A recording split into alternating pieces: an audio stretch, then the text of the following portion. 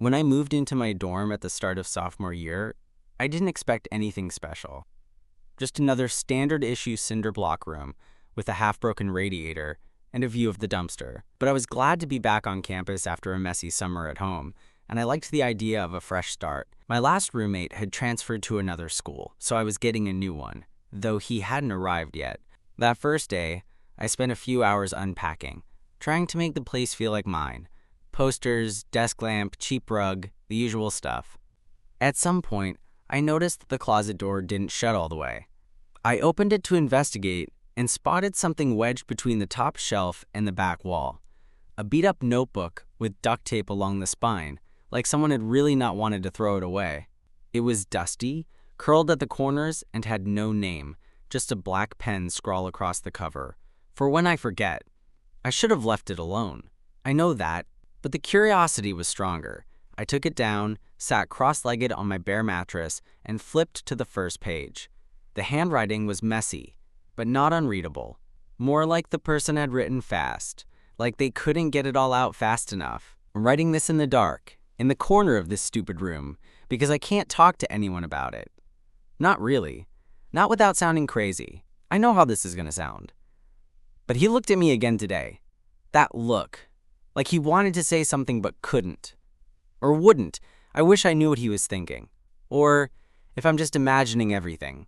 The entries jumped around after that. Some were a few sentences, some went on for pages. There were dates but no names, just initials. J for the writer and T for the other guy. The thing was, the writing didn't feel made up. It didn't read like fiction or venting or teenage angst. It felt real. There was this rawness to it. Like Jay was trying to untangle something about himself and someone else at the same time. And the someone else? Whoever T was, he was definitely another guy. The entries weren't explicit, but they were intense. Descriptions of late nights studying across from each other in silence, the tension of knees brushing under the table, the way T laughed at Jay, Ames jokes like he meant it, even when they weren't funny. There were moments when I could feel the ache between the lines, wanting something you're not sure you're allowed to want. I told myself I'd just skim it, just read a few pages. But I stayed up late that night reading almost the whole thing. And when I finally forced myself to stop, I felt like I just stepped out of someone else's memories. I shoved the journal back in the closet before I went to bed, heart weirdly full. The next morning, my new roommate still hadn't arrived. His name wasn't even on the door yet, which seemed odd. I grabbed breakfast alone and tried not to think too hard about the journal. That afternoon, I had a short shift at the library front desk. When I got back, the door to the dorm was propped open, and a tall guy was standing at the window, squinting out at the quad. A duffel bag lay open on the bed that had been empty the day before. He turned as I walked in. Dark jeans, black hoodie, messy, windblown hair, sharp jawline, kind of an effortless cool about him, even though he looked tired. "Hey," he said. "Hey," I replied, trying not to stare. "You must be the new roommate." He nodded, slowly, studying me in this way that felt like he was trying to place me. I stuck out a hand. "I'm Eric." He took it, firm grip. Jason. Jay. My stomach dropped a little. It couldn't be. Could it? Jason dropped my hand after a moment, but his eyes lingered on me like he was trying to read something on my face. I tried to play it cool, casually moving toward my desk like I didn't have a million thoughts racing through my head. "Just moved in?" I asked, gesturing to the half-open bag. He nodded and turned back toward the window. "Kind of. I lived in this room last year." My hand froze on the back of my chair. "Oh, weird coincidence." Jason gave a slow shrug. "Guess so." There was a pause, a long one. I looked at him from the corner of my eye. His expression was unreadable, but his posture, tense, guarded, told a different story. He started unpacking quietly, pulling out folded shirts and jeans and laying them into drawers with deliberate movements. I sat down at my desk, opened my laptop, and stared at the login screen, not even pretending to type. That journal. It had to be his. I thought about what I'd read, how vulnerable it had been, how private, I felt a little sick now, like I'd crossed some line I hadn't even known was there. But then again, he'd left it behind, hadn't he? "Sorry if I took your side of the closet," I said after a few minutes, trying to sound normal. Jason looked up at me, just briefly.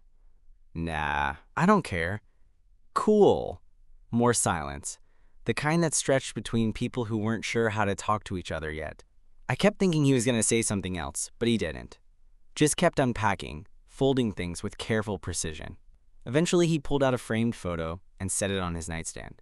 I tried not to look, but curiosity got the better of me. It was a picture of him and another guy.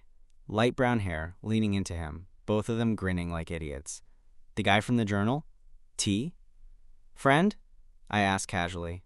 Jason didn't answer at first. Then he said was.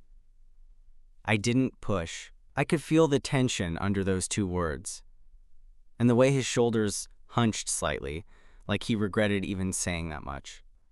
I got up, muttered something about needing to grab coffee, and slipped out. Downstairs, in the small lounge outside the laundry room, I pulled out my phone and opened the Notes app where I'd typed out a few lines from the journal days earlier. Stuff that had stuck with me. I scrolled through them now, reading the words in a new light. Every time I talk to him, I feel like I'm walking a tightrope. One wrong word, and it'll all come crashing down. Maybe I missed my chance. Maybe I never had one. Jason had lived here. Jason had written those words. And now he was back. What the hell was I supposed to do with that? When I came back to the room about 20 minutes later, Jason had finished unpacking and was lying on his bed, scrolling on his phone. He looked up when I walked in, but didn't say anything, just watched me. I crossed the room slowly, trying not to act weird, and sat back at my desk. My hands were clammy, and I didn't even know why.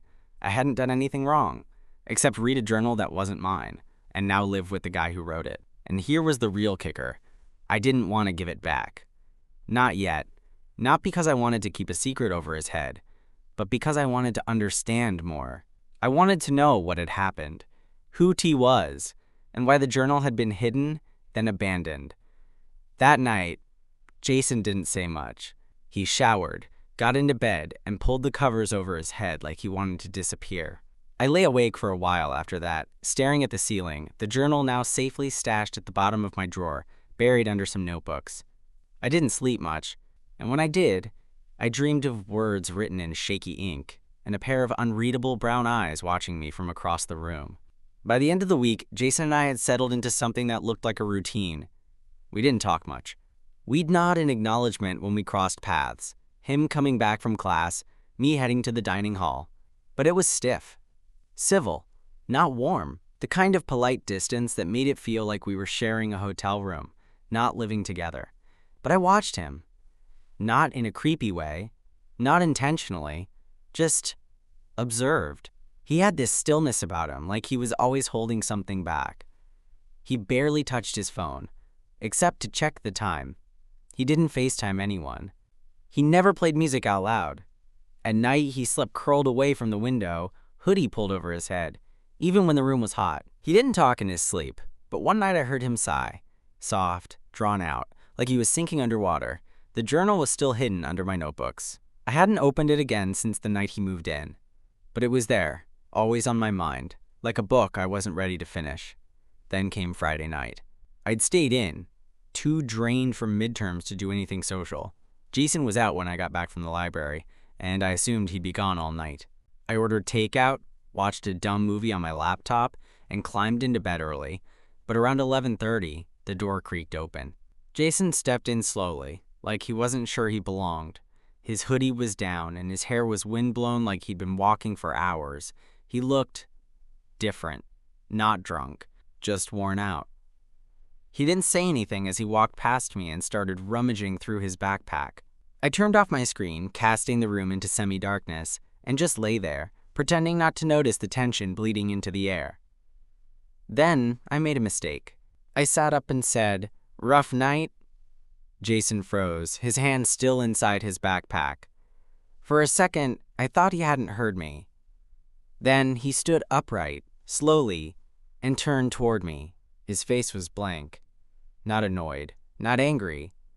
Just still. "Why would you ask that?" he said, voice low. I hesitated. "I don't know.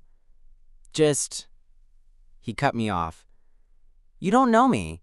I blinked. "I'm not trying to—" "You're not trying anything," he said, stepping away from the bag. "But don't ask questions if you're not ready for the answers." The room felt suddenly colder. He wasn't shouting, but something in his tone made my skin prickle, not because it was threatening, because it was honest. Brutally so. "Okay," I said, hands raised in surrender. "I get it." Jason stared at me a second longer, then nodded once and climbed into bed. He didn't say goodnight, just turned his back to me and pulled the blanket up to his chin. I lay down too, but I didn't close my eyes. I kept staring at the ceiling, my heart thrumming too fast. You don't know me. He was right. I didn't. Not really, but I wanted to. The next morning, he was gone before I woke up. His side of the room looked undisturbed, as if he hadn't even been there. I waited until after lunch, when the dorm was quiet, and I finally did what I'd been avoiding for days. I pulled the journal from the drawer and opened to the last page I'd read. There were maybe a dozen entries I hadn't seen yet. The last one, dated April, just a few months ago, was shorter than the others. He's gone. Transferred. Just like that. No goodbye. I should have said something. Anything. But I didn't. And now I'm stuck here with nothing but everything I didn't do. I can't stay here anymore. This place is filled with ghosts. I don't know who I am without him. Maybe I never did. I sat there for a long time with the book open in my lap, my fingers tracing the dried ink. So T left, without warning. And Jason broke, that's why he left. That's why he's back. And that's why he looked at me like he was trying to see something else entirely. The tension between us didn't disappear after that night. If anything, it thickened, like smoke hanging in the air after something's burned down but nobody talks about it. Jason kept his distance, and I kept mine, but I noticed the way he sometimes looked at me when he thought I wasn't paying attention, like he was still trying to figure me out. Or maybe wondering what I already knew. After reading the last entries in the journal, I felt different around him. Like I was carrying a secret he hadn't given me permission to hold. And as much as I wanted to return it, to say, hey, I found something that might be yours, I couldn't bring myself to.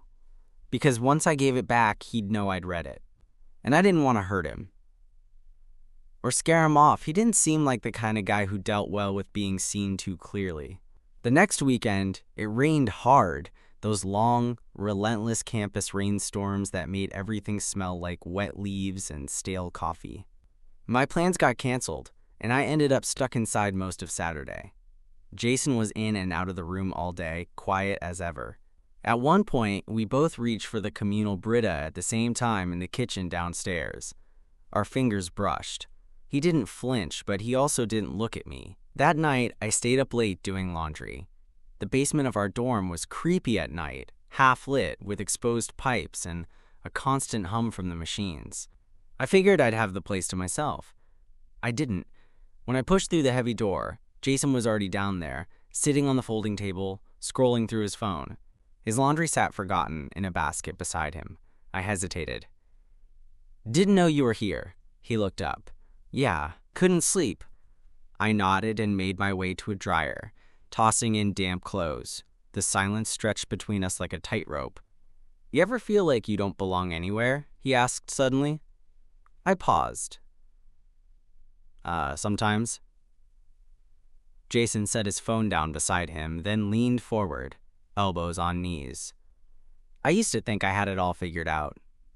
School, friends, my whole identity, like, if I followed the plan, it would all make sense eventually. He laughed, but it wasn't a happy sound. But then, things stopped making sense.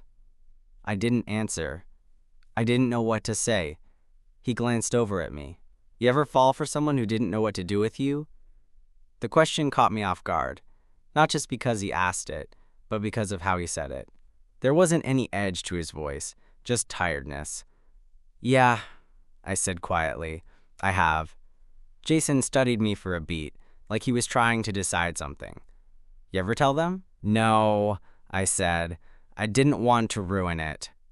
He looked away. "That's the worst part. You think staying quiet will protect something?" but it just lets it rot in silence.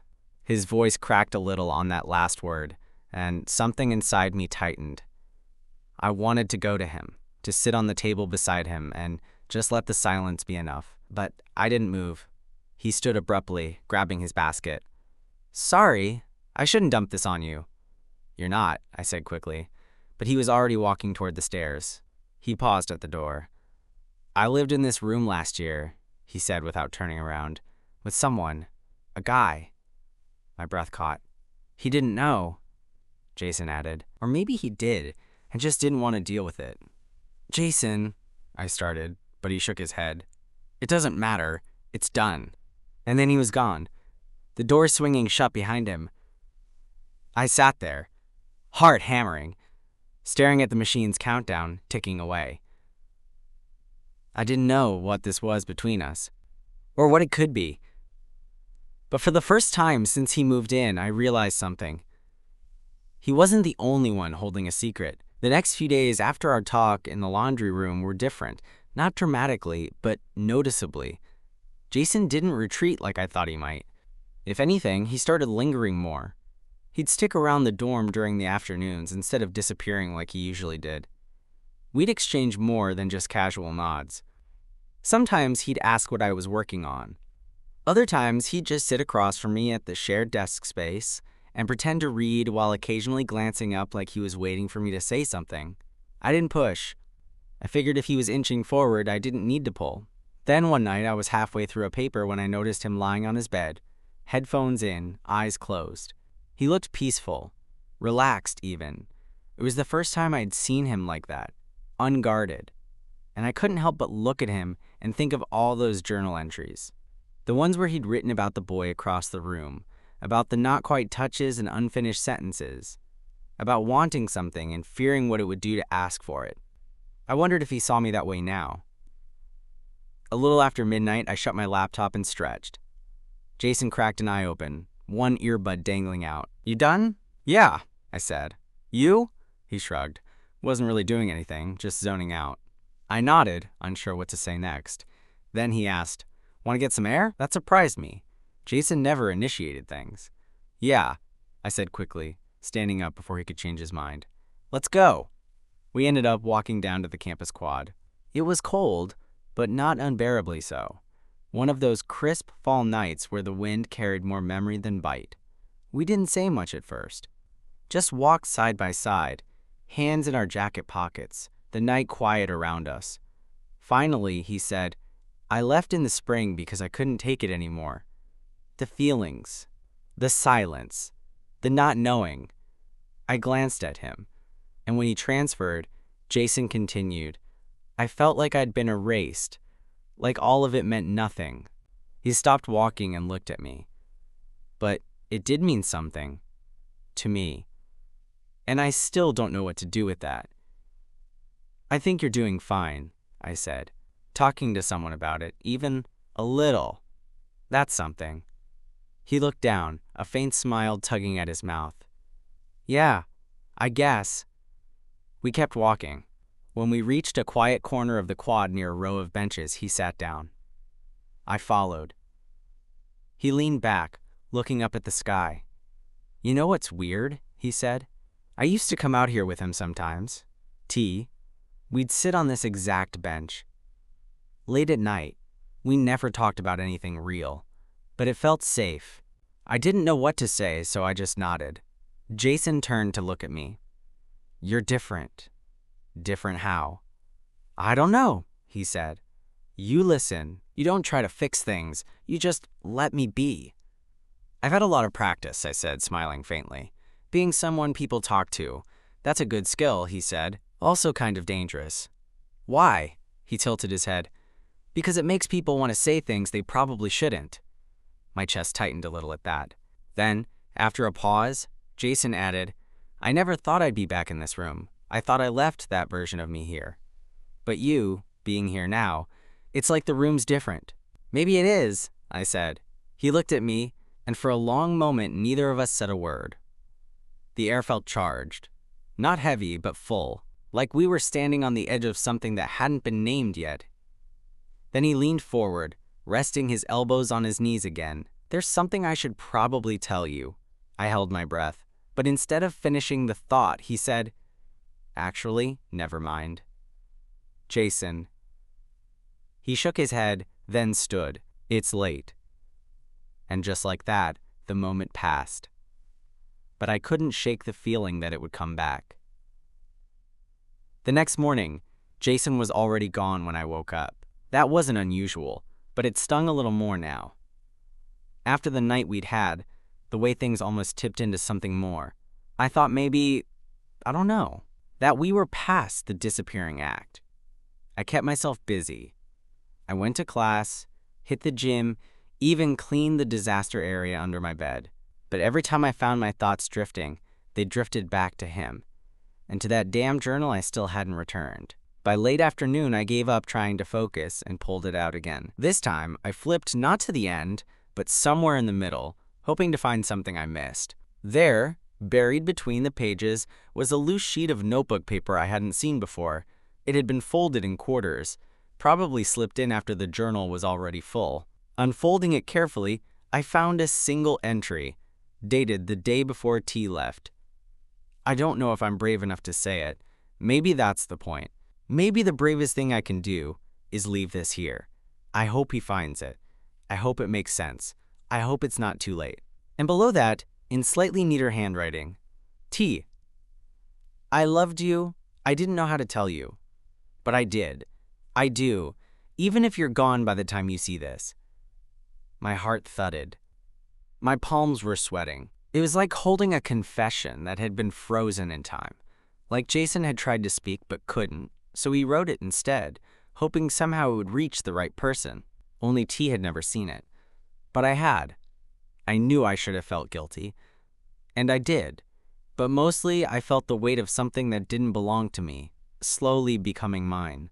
That night Jason came back late. I was sitting at my desk, pretending to read, the journal hidden again. He tossed his backpack onto his bed and sat down with a heavy sigh. "Long day?" I asked, not looking up. "Yeah," he said. "Sorry I bailed this morning." I turned to face him. "It's fine. You don't owe me anything." He looked at me for a long moment.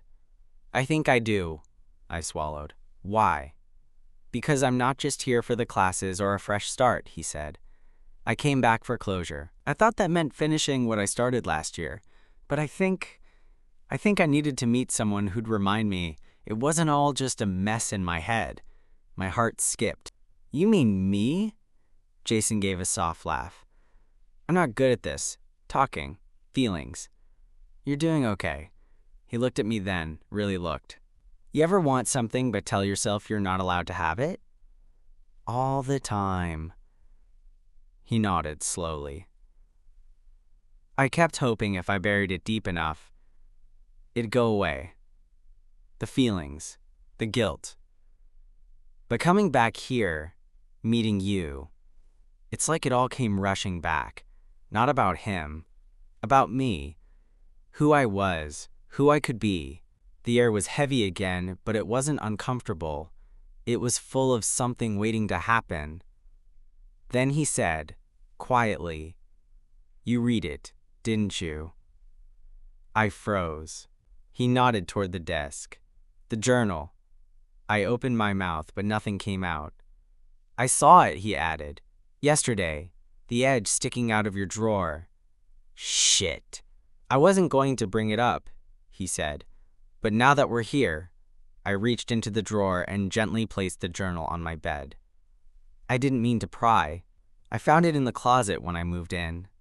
I swear, I didn't know it was yours at first." Jason nodded.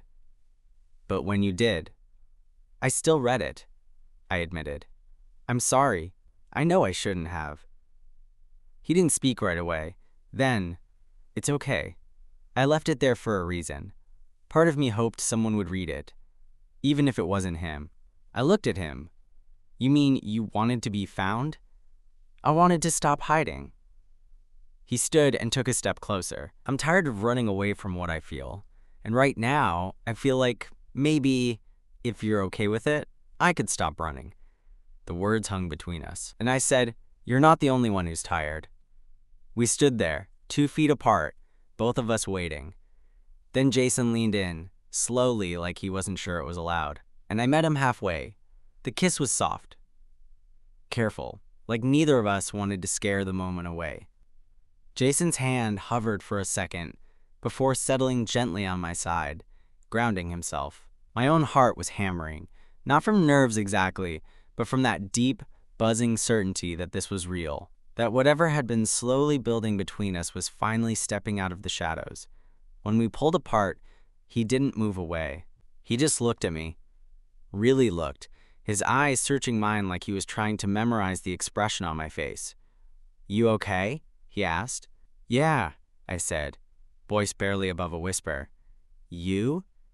He nodded, then laughed softly, more to himself. I haven't felt this nervous since the first time I tried to tell him how I felt. "Tea?" He nodded again. "You never did, though." "No," Jason said, sitting on the edge of his bed. "I couldn't. I thought I'd ruin everything, so I buried it, journaled it instead." Which clearly didn't help. "I think it did," I said, sitting across from him. "It led you back here." He ran a hand through his hair. "I didn't come here looking for this. You. I didn't even think I deserved anything like this after what happened. But here we are." He smiled. "Yeah, here we are." That night we didn't sleep much. Not for the reasons you'd expect. We just stayed up talking, quietly, slowly, peeling back all the layers that hadn't made it onto the pages of that journal. He told me more about T, how they had this tension, this pull between them that never quite materialized. How he tried so hard to pretend it wasn't there, until pretending got too heavy. How the silence between them stretched longer and longer until one day, T just left. "I thought he knew," Jason said. "I thought he'd felt it too. But if he did, he never said anything, and I never gave him the chance to." I told him about the loose page, the note he left for T that was never seen. Jason looked stunned. "You read that too?" I nodded. "It was folded between the pages. I don't think he ever saw it." Jason looked down, expression unreadable. I guess that makes it easier to let go. The journal sat between us, closed now. Not forgotten, just finished. At least that chapter. We fell asleep sometime around 4 a.m., Jason shoulder brushing mine, soft breaths steady in the quiet. And for the first time since I moved into that room, the space felt complete. The next morning, I placed the journal back in the closet, not to hide it, but to leave it. "I think it should stay here," I told Jason as I shut the door. "In case the next guy needs to know that, sometimes what we leave behind leads to something new." He nodded. "Or someone. It's been a few months since then. Jason's still my roommate. But now he's also the guy the first hold hands with on late night walks. The guy who leaves his socks everywhere, but makes coffee just how I like it. The guy who still doesn't always know how to talk about his feelings, but tries anyway. The guy who once poured everything he couldn't say into a journal and left it behind. And I'm the one who found it.